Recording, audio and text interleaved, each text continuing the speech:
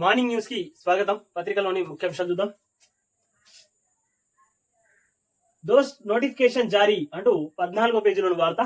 Degree కోర్సుల్లో ప్రవేశాలకు నేటి నుంచి దరఖాస్తులు, 10 నుంచి తొలి విడత వెబ్సైట్ అప్లికేషన్లు, 29న సీట్లు కేటాయింపు అంటూ వార్త వేసుకొని వచ్చింది. ఇక్కడ దోస్త్ నోటిఫికేషన్ ను విడుదల చేస్తున్న ప్రొఫెసర్ బాలకృష్ణారెడ్డి దేవసేన అంటూ వార్త వేసుకొని వచ్చింది. ఇక్కడ రిజర్వేషన్లపై 50% పరిమితిని తొలగించండి అంటూ వార్త వేసింది. మెయిన్ హెడ్ లైన్ గా ఆంధ్రజ్యోతి పత్రిక.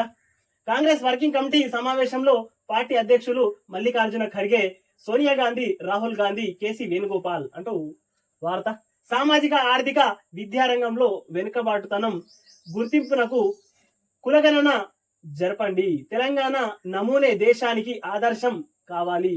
ప్రైవేటు సంస్థల్లోనూ కోట కోసం చర్యలు చేపట్టాలి. బీహార్ ఎన్నికల కోసమే కులగణనపై ప్రకటన. మోదీ ప్రభుత్వానికి చిత్తశుద్ధి లేదు. పహల్గాంపై ఇంకెంతకాలం మౌనం. సిడబ్ల్యూసి కులగణనపై గతంలో డిమాండ్ ను వ్యతిరేకించారు. రాహుల్ ఒత్తిడి వల్లే దిగి వచ్చారు. ఈ క్రెడిట్ పూర్తిగా రాహుల్ గాంధీదే. ఖర్గే దేశానికే రోల్ మోడల్ గా నిలిచిన రాష్ట్రం. తెలంగాణ ప్రతిష్టను దేశ స్థాయిలో చాటిన అందరికీ అభినందనలు. ఎక్స్ వేదికగా రేవంత్ రెడ్డి అంటూ వార్త వేసుకొని వచ్చింది. ఇక్కడ 14వ పేజీలోని వార్త. గవర్నర్ కు కాంగ్రెస్ బీసీ నేతల ధన్యవాదాలు. మహేష్ కుమార్ గౌడ్ నేతృత్వంలో జిష్ణుదేవ్ను కలిసిన నేతలు బీసీ బిల్లును ఆమోదించి రాష్ట్రపతికి పంపినందుకు కృతజ్ఞతలు తెలిపి సన్మానం అంటూ వార్త వేసుకొని వచ్చింది. ఇక్కడ అమరావతికి ఆంధ్రప్రదేశ్ కు అండగా నిలుస్తాం. చంద్రబాబు రాకతో దుష్టగ్రహాలు తొలగిపోయాయి అంటూ వార్త వేసుకొని వచ్చింది వార్తాపత్రిక. స్వర్ణాంధ్ర సాధనకు అమరావతి శక్తి. ఐటీ, ఏఐ, విద్య, వైద్యానికి లీడింగ్ సిటీ. రికార్డు స్థాయిలో పూర్తికి కేంద్రం మద్దతు. భారీ ప్రాజెక్టుల పూర్తిలో బాబుకు సాటి లేరు. అమరావతి పూర్తయ్యాక ఏపీ జీడిపి ఎక్కడికెళ్తుందో ఊహించగలను. అంతరిక్షంతో పాటు రక్షణలోను ఏపీ పతాక. జూన్ 21న విశాఖలో యోగా చేస్తా.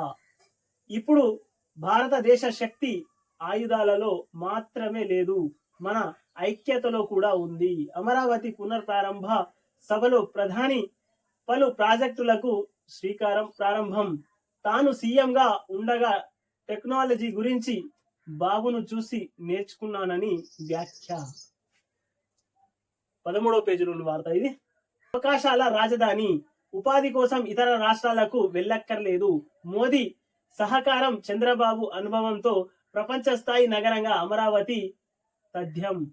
ప్రజాస్వామ్యానికి ప్రతీకగా నిలుస్తుంది పవన్ కళ్యాణ్ అంటూ వార్త వేసుకొని వచ్చింది. 13వ పేజీలోని వార్త ఇది.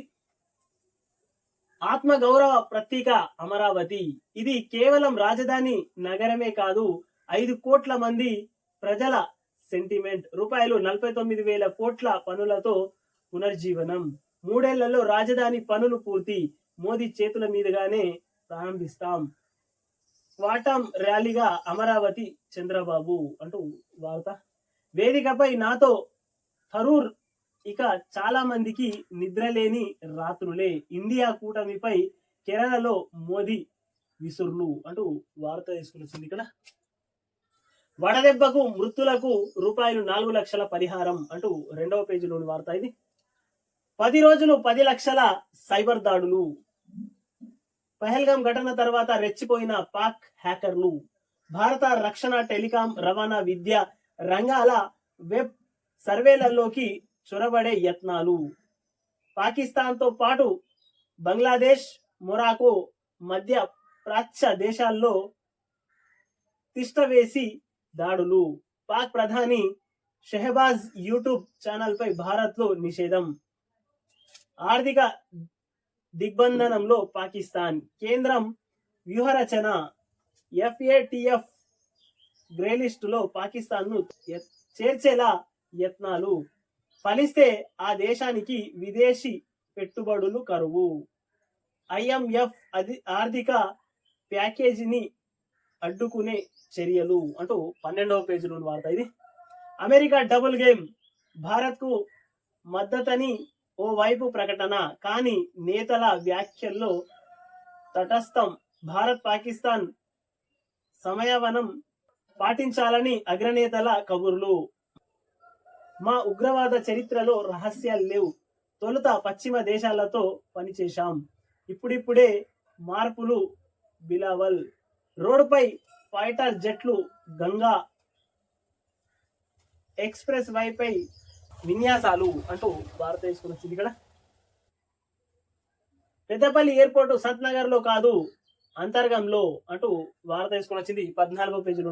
గొర్రెల స్కామ్ కేసు నిందితుడు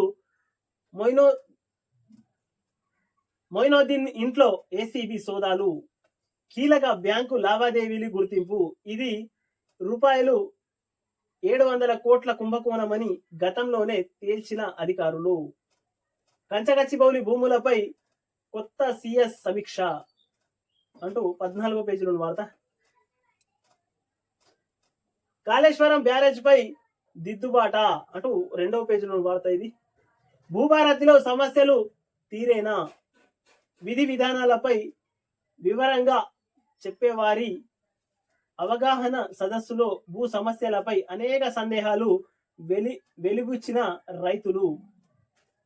నివృత్తి చేయలేకపోతున్న తహసీల్దార్లు. ఆ సందేహాలకు భూ నిపుణుడు సునీల్ సమాధానాలు. ఆంధ్రజ్యోతితో సంభాషణ అంటూ వార్త తీసుకొని వచ్చింది ఇక్కడ. ఎకరానికి 68 బస్తాలు డిఆర్ఆర్ ధాన్ 75 రకం వరి వంగడాలతో రైతులకు అధిక దిగుబడి.